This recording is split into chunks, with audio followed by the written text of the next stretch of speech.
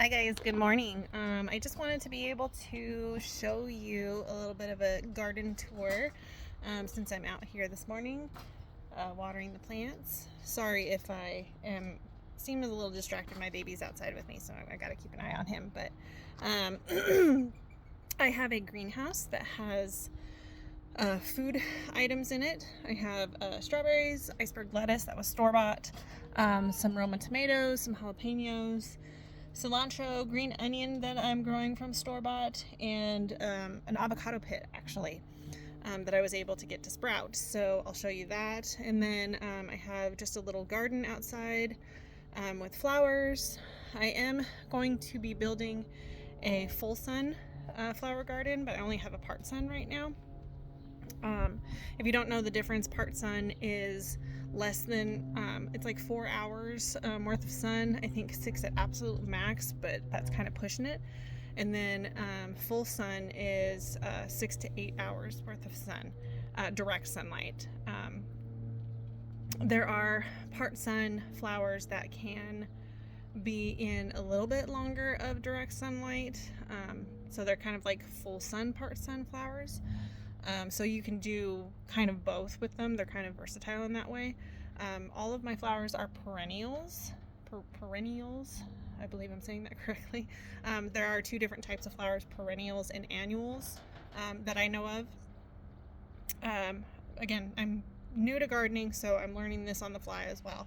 But perennials are flowers that come back every year, and annuals are flowers that you have to plant every year.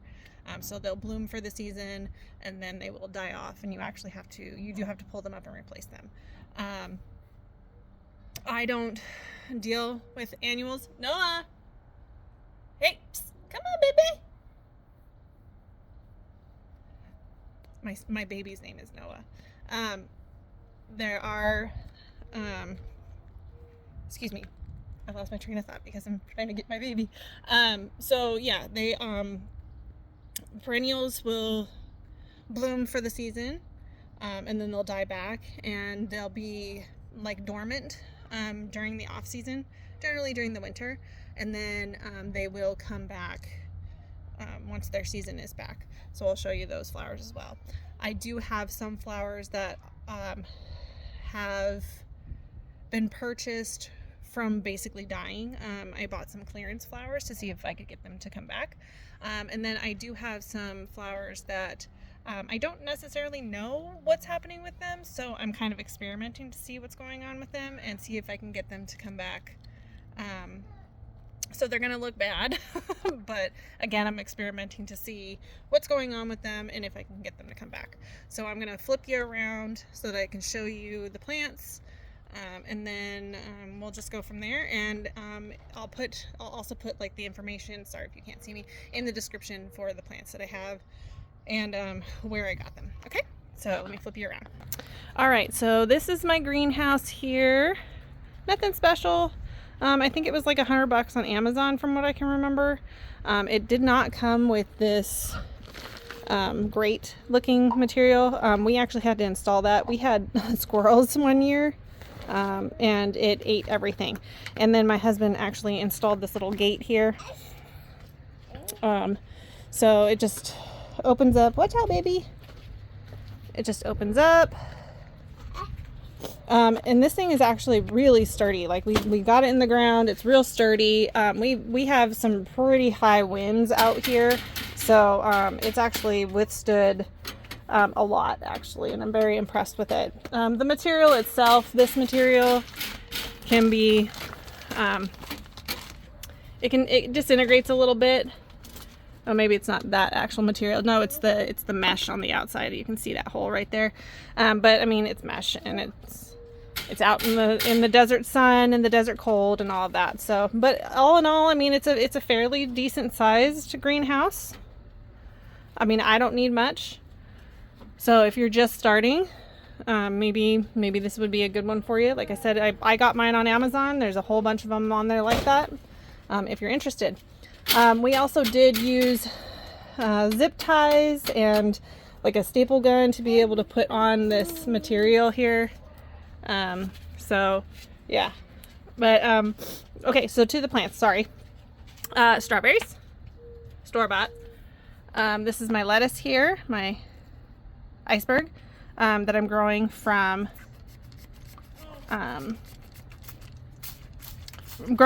what I had when I ate it. So I cut the bottom off, that stem part, and then I put it in a water glass and let it grow, and then I potted it. Roma tomatoes, which are looking pretty good.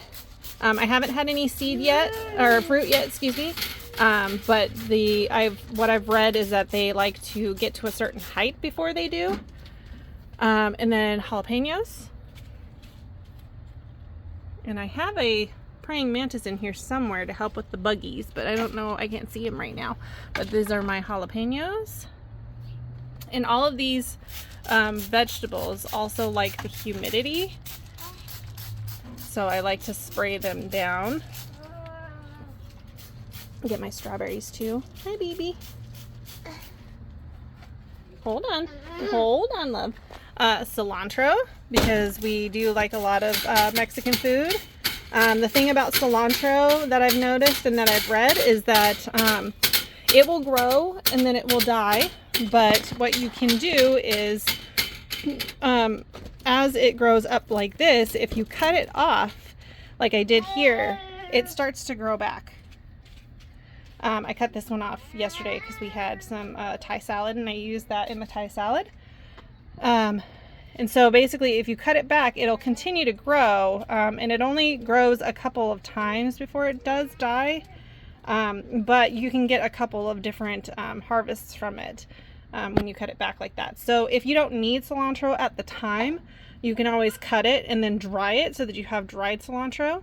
So that's cool. But let me tell you, the difference between the fresh cilantro and store-bought is unmatched. The flavor is so present, and it's just got a really lovely flavor to it. Same thing with these onions. I used them last night. They will keep growing. They will grow and grow and grow. And the flavor of them, I'm not a huge onion fan in terms of like having like pieces of onion or anything like that, but man, these onions just have a really great flavor to them, and I'm really happy about that. And then this is my avocado pit here. Now I have an avocado. I actually have two avocados that are going right now, and I will show you those as well. But this one I started from the pit sorry baby, here. This one I started from the pit. I wrapped it up, I let it sprout, and then I put it in this pot. So we'll see what happens. This is my first time growing an avocado, so we'll see. I'm very excited about it. Okay, so let's come out here. Come on, baby. Oh, careful. Come on, baby. So I do have two full sunflowers at this stage. This is a Wisteria. This I got at about here, and she's to here. This is a climber. And so that's why I've got her up against this pergola post right here. So hopefully she'll start growing up the post, get some length, maybe start blooming some flowers. And then this is obviously a sunflower that I saved from the desert. It was about here when I grabbed it. Now she's beautiful and opening. We can see her gorgeous face. Yeah, and it's been really fun to watch this one grow. And then over here, what you doing, baby? Walk over here to my other garden. This is my shade garden.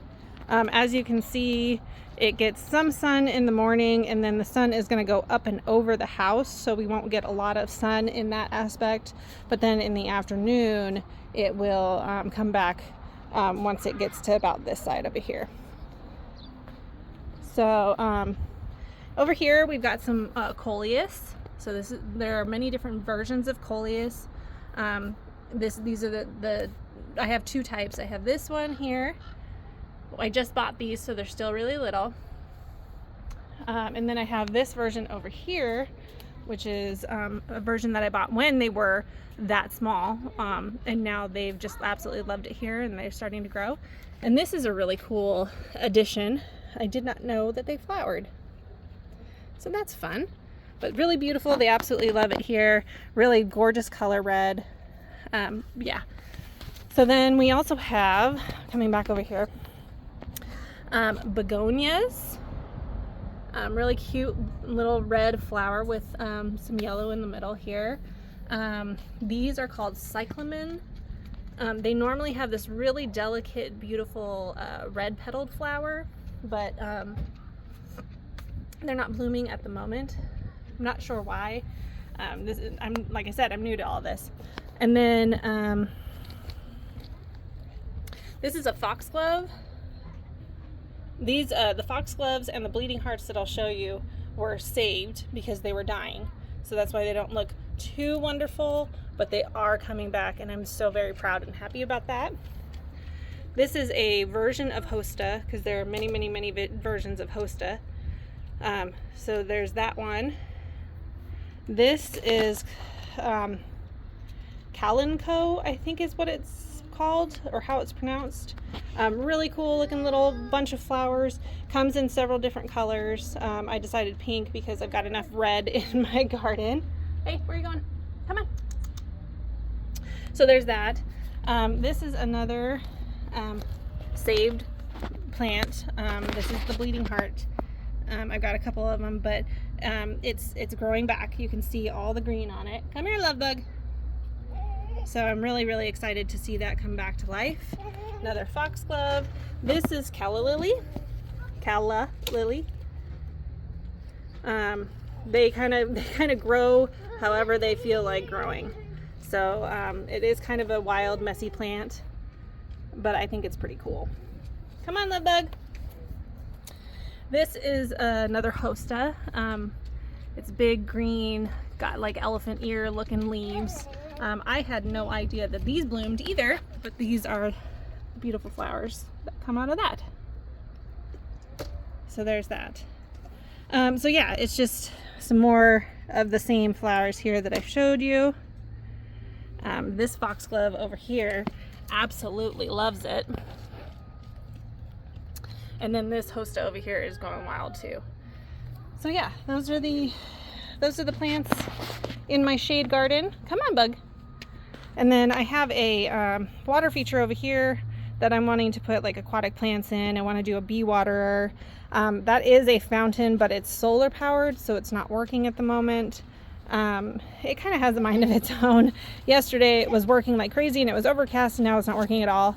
My husband did buy a plug-in one, so we'll see how well that works. Over here I have some plants. Like I said, they look like they're not doing good, but I do have some green on this one here, so we'll see if that comes back. Trying to figure out what's going on with it, but this is an oriental lily, or was an oriental lily. This is called a wandering Jew. This I'm gonna have to figure out what the name was because I cannot remember, but it's the one with the red waxy flowers. And then this is a canna lily. Now this one, for all you people who do not have a green thumb and kill everything, it is not pretty looking right now, but it will get to that point. And the reason why I say for all those people who do not have a green thumb who kill everything is because this one is almost indestructible. You can basically run it over with a lawnmower, which I have seen people do. Run over their canna lilies with lawnmowers, and the plant will still come back every year. I'm not saying that that's what you should do, but I'm saying they're kind of an indestructible plant. And it will grow, and it likes its temperature, and you know, it will grow when it's ready. Just keep it watered and it'll be good. So yeah, those are the plants, and I'm gonna go water them now. And if you have any questions whatsoever, please let me know. I will answer them as soon as I can. Thanks, guys.